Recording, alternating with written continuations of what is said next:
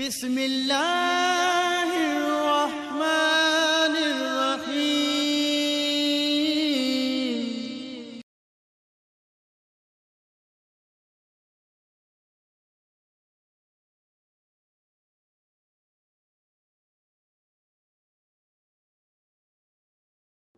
نحمده ونصلي على رسوله الكريم، اما بعد فاعوذ بالله من الشيطان الرجيم، بسم الله الرحمن الرحيم، انا انزلناه في ليلة القدر وما ادراك ما ليلة القدر، ليلة القدر خير من 1000 شهر، تنزل الملائكة والروح فيها بإذن ربهم من كل أمر سلام، هي حتى مطلع الفجر، صدق اللہ العظیم۔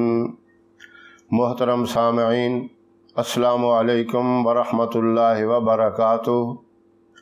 اللہ کا بڑا فضل و کرم ہے، اس کی بہت بڑی رحمت ہے کہ یہ رمضان المبارک کا پورا مہینہ ہمیں نصیب ہوا۔ اب رمضان المبارک کا آخری عشرہ چل رہا ہے۔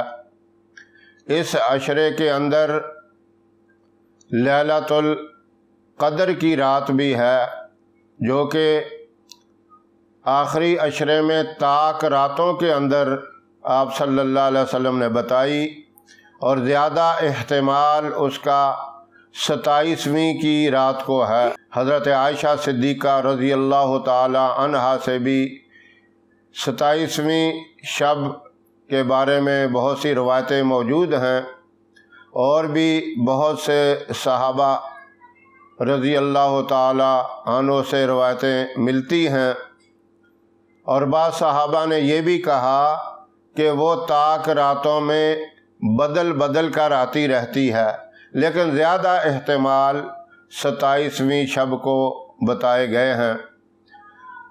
یہ اس لحاظ سے رات فضیلت والی ہے کہ اللہ رب العزت نے فرمایا ہم نے اپنا کلام بھی یعنی قرآن پاک کو بھی اسی رات میں نازل کیا۔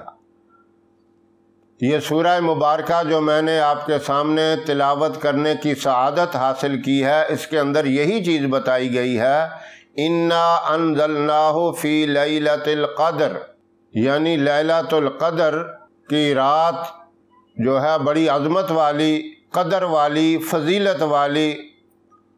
لیلۃ القدر خیر من 1000 شہر، اور اس کی عبادت، ایک رات کی عبادت 1000 مہینوں کی عبادت سے افضل ہے۔ 1000 مہینوں کا حساب لگائیں، 83 سال بنتے ہیں۔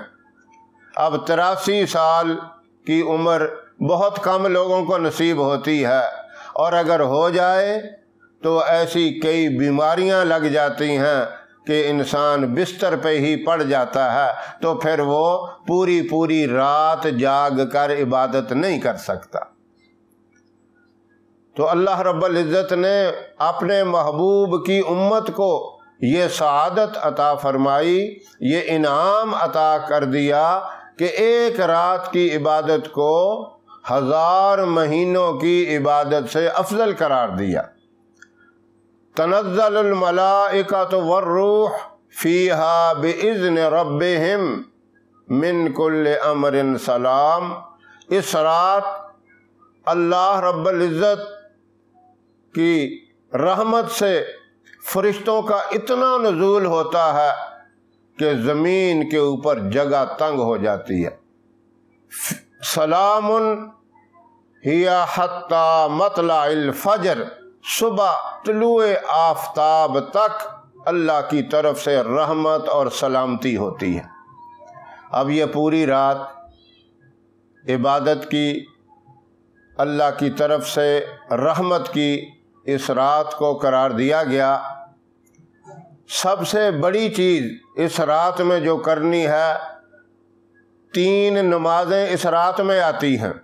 آپ اگر نمازوں کی پرواہ نہیں کرتے، یہ دیکھتے ہیں ہم اس میں نوافل پڑھ لیں، اس میں تلاوت کر لیں، اس رات میں کوئی نہ کوئی وظیفہ کر لیں، تو آپ کی کسی چیز کی کوئی اہمیت، کوئی وقت نہیں ہوگی، کیونکہ آپ نے فرض چھوڑ دیا، اللہ کا حکم چھوڑ دیا۔ کوشش کریں کہ باجماعت یہ تینوں نمازیں پڑھیں، اور میں اپنی تمام ماؤں بہنوں سے یہ گزارش کرتا ہوں کہ وہ اول وقت میں یہ نمازیں پڑھیں۔ اول وقت سے مراد یہ ہے جیسے اذان ہو جائے مغرب کی، اس میں تاخیر نہ کریں۔ عشاء کی اذان ہو جائے، یہ نہ کہیں کہ میں اپنے پہلے کام سمیٹ لوں بعد میں پڑھوں گی، نہیں، پہلے نماز پڑھیں بعد میں کام کریں۔ اسی طرح فجر کی نماز بھی وقت مقررہ پہ پڑھیں۔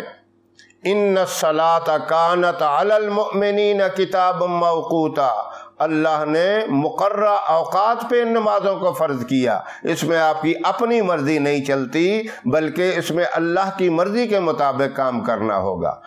اب کتنا بڑا یہ انعام ہے اللہ نے اپنی محبوب کی امت کو عطا کر دیا۔ ان کو تو 83 سال کی محنت کے بعد ملتا تھا، اور آپ کو اللہ نے ایک رات کی عبادت کے اندر ہی عطا کر دیا۔ یہ تو فضیلت ہے، اس کے علاوہ اس کی بہت زیادہ فضیلت ہے۔ اگر میں اس کی فضیلت ہی بیان کر دوں تو اس میں گھنٹوں لگ سکتے ہیں، لیکن میں آپ کو ایک خاص وظیفہ بھی اس کے ساتھ بتا دیتا ہوں۔ ایسی مبارک رات میں، ایسی برکت والی رات میں اگر یہ وظیفہ کیا جائے تو انشاءاللہ اللہ رب العزت اس کی برکت سے آپ جو بھی دعا مانگیں گے وہ قبول ہوگی۔ اللہ آپ کو مستجاب الدعوات بنا دیں گے۔ آپ نے اس رات کے اندر 4 رکعت نماز نفل پڑھنے ہیں۔ اب 2 کر کے پڑھنے ہیں، اکٹھے 4 نہیں پڑھنے۔ اس کی ترتیب اچھی طرح سمجھ لیں، مشکل نہیں ہے، بہت آسان ہے۔ 2 رکعت نماز نفل کی نیت کر کے آپ نے سورہ فاتحہ کے بعد 1 مرتبہ سورہ قدر پڑھنی ہے۔ انا انزلناہ فی لیلۃ القدر، یہ پوری صورت 1 مرتبہ پڑھنی ہے، اور اس کے بعد 15 مرتبہ سورہ اخلاص یعنی قل ھو اللہ احد یہ پڑھنی ہے۔ اسی طرح دوسری رکعت کے اندر بھی آپ نے سورہ فاتحہ کے بعد 1 مرتبہ سورہ قدر پڑھنی ہے، اور اس کے بعد 15 مرتبہ سورہ اخلاص۔ 2 رکعت اسی طرح مکمل کر کے پھر آپ نے دوبارہ نیت کر کے 2 رکعت نماز نفل اسی ترتیب سے پڑھنے ہیں۔ اب 4 رکعت یہ مکمل کر کے کسی کے ساتھ گفتگو نہیں کرنی، جس طرح آپ قبلہ رخ بیٹھے ہیں اسی طرح بیٹھے ہوئے اول آخر 1 مرتبہ درود ابراہیم پڑھ کر اللہ کی بارگاہ میں دعا مانگے۔ آپ کی جو بھی حاجت ہے، جو بھی ضرورت ہے، آپ کسی تکلیف میں پھنسے ہوئے ہیں، کسی شدید بیماری کے اندر ہیں، آپ اس ترتیب سے نفل پڑھ کے دعا مانگیں گے، انشاءاللہ وہ آپ کی دعا اللہ کے عرش کو ہلا کے رکھ دے گی، اور اس کی قبولیت میں کسی قسم کا شک و شبہ نہیں ہوگا۔ تو دعا بھی آپ کی قبول ہوگی، اور اس کے ساتھ ساتھ اللہ رب العزت آپ کے ساتھ پورا سال رحمت والا معاملہ فرمائیں گے۔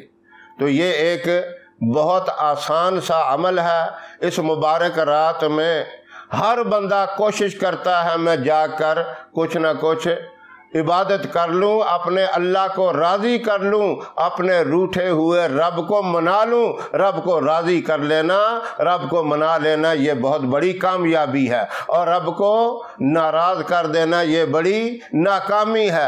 ماں بھی اتنی جلدی راضی نہیں ہوتی جتنا جلدی اللہ رب العزت اپنے بندے سے راضی ہو جاتے ہیں۔ تو اس لیے یہ مبارک وظیفہ، یہ برکت والا وظیفہ اللہ مجھے بھی اور آپ تمام سامعین کو کرنے کی توفیق عطا فرمائے۔